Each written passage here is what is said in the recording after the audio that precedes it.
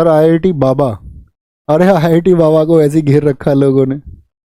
इस दुनिया में तुम कुछ भी प्राप्त कर लोगे तो तुम ये मत समझना कि तुम्हें सब कुछ मिल गया। आईआईटी बाबा के ऊपर सुनो थोड़ा सा। अच्छा, आईआईटी बाबा आपकी नज़र में अच्छे हैं या खराब हैं, आप बताओ। आप क्या समझते हो? कुछ कह रहे हैं खराब है, तो यही बात है ना।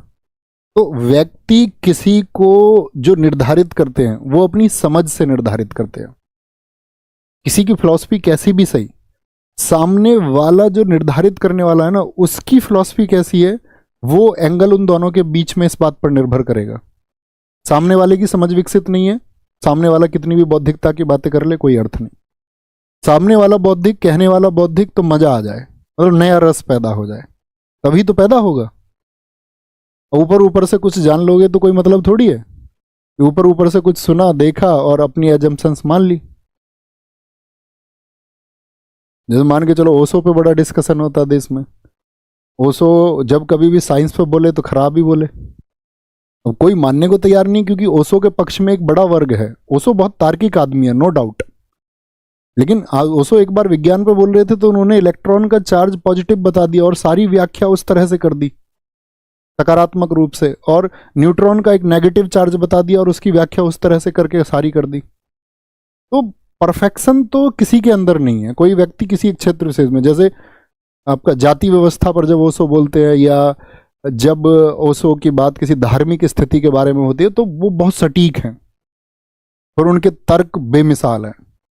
No one can defeat him. ऐसी आईआईटी बाबा है। तो वहां पर एक बाबा और हुए, उन्होंने एक बड़ा अच्छा मैसेज दिया, वो मैं आपको देना चाहूंगा। मुझे उस सारी वीडियोस में से या सारे तर्कों में से जो एक तर्क मुझे मिला वो मैं आप तक पहुंचाना चाहूंगा, सॉल्यूशन क्या है, निष्कर्ष।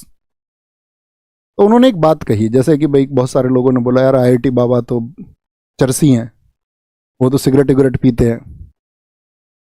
ये भी सही बात है भाई, जो लोग नशे की प्रवृत्ति के लोग नहीं हैं, क्योंकि सीधी सी बात है कि जो सही व्यक्ति होंगे वो नशे की प्रवृत्ति के खिलाफ होंगे, वो अच्छी बात है। लेकिन मान के चलो किसी व्यक्ति ने अपने निजी जीवन में उसको अपनाया, तो उन्होंने एक प्रश्न किया था, ठीक है। उन्होंने कहा कि भाई आपका बच्चा अगर बहुत बीमार है और उसको एक त्वरित इलाज की जरूरत है बहुत जल्दी, और वो इलाज उसको अभी मिलना जरूरी है। अब आपके पास दो डॉक्टर की चॉइस है, समझना मेरी बात को। वो उन्होंने कहा कि आपके पास दो डॉक्टर की चॉइस है। एक चॉइस तो ये है कि एक डॉक्टर ऐसा है जो शराब पीता है और सिगरेट भी पीता है, लेकिन उसका जो सर्जरी का सक्सेस रेट है वो 100% है, यानी 100% इलाज करेगा और ठीक करेगा।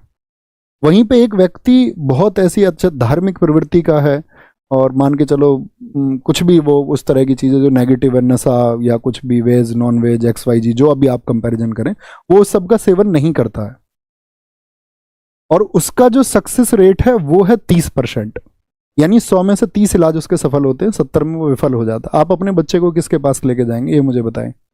100% वाले के पास में या 30% वाले के पास में, या विचार ही नहीं करोगे, ये देखोगे कि भैया कामयाब कौन है। तो ये जीवन की फिलॉसफी है। कोई भी व्यक्ति अपने जीवन में क्या कर रहा है आप उस पर टिप्पणी मत करो, वो उसका निजी जीवन है। आपसे उसका जो सार है, जैसे मान के चलो आप एक अच्छे शिष्य हो सकते हैं, तो मैं एक अध्यापक और शिष्य, हमारे बीच में क्या है, एक ट्रांसफर ऑफ नॉलेज। वो कैसी है, हमें इस बात से मतलब होना चाहिए, हमें किसी की निजी जिंदगी में नहीं जाना चाहिए, वो उसका निजी जीवन है। बात समझ पा रहे हैं मैं क्या बोल रहा हूँ? बहुत सारे लोगों ने कहा कि हम 100% वाले के पास जाएंगे, बहुत शाबाश है। और इसमें कोई जो कह रहा है कि मैं 30% वाले के पास जाऊंगा, तो इसका मतलब तो ये हुआ उस बच्चे को, उसको अपने बच्चे से प्रेम नहीं है, और जिसको अपने बच्चे से प्रेम नहीं है तो इसका मतलब है फिर उसके जो सारे दावे हैं, उसकी जो सारी समझ है वो अविकसित है, फिर तो कोई अर्थ ही नहीं रहा ना, है ना। ठीक है, इतना समझना है। वो किसी भी व्यक्ति का निजी जीवन, आपको देखना चाहिए ट्रांसफर ऑफ नॉलेज में क्या चीज़ें आपके पास पहुंच रही हैं, आपको वो समझ पा रहे हो, आप उसको एक्सप्लोर कर पा रहे हो, नहीं कर पा रहे हो, नहीं तो कुछ और नहीं। यहाँ पर आए।